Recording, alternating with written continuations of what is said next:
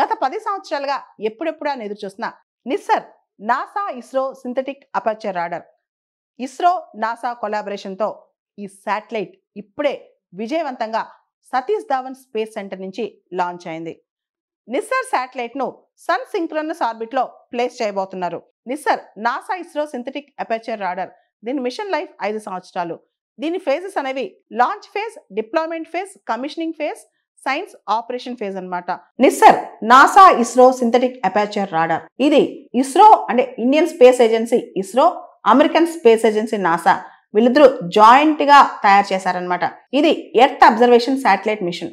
దీనికి సంబంధించి ఎర్త్ ని మ్యాపింగ్ చేయడం అంటే ఎర్త్ సర్ఫేస్ మ్యాపింగ్ చేయడం, పూర్తిగా ఎర్త్ ఎకోసిస్టమ్స్ కానీ ఎర్త్ ఎకోసిస్టమ్స్ లో వచ్చే చేంజెస్ కానీ అదేవిధంగా సీ లెవెల్ రైజ్ కానీ గ్రౌండ్ వాటర్ సంబంధించి కానీ చాలా డీటెయిల్స్ ఈ నిస్సార్ వల్ల తెలుస్తాయి అనమాట.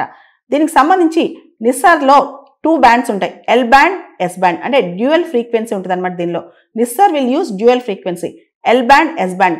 దీనివల్ల పూర్తి స్థాయిలో ప్రతి డీటెయిల్ తో ఎర్త్ మ్యాపింగ్ జరుగుతుంది అనమాట. ఎర్త్ సర్ఫేస్ మ్యాపింగ్ అనేది కంప్లీట్ డీటెయిలింగ్ తో జరుగుతుంది అనమాట. ఇది ఇస్రో వాళ్ళ నాసా వాళ్ళ జాయింట్ కొలాబరేషన్ అని చెప్పొచ్చు.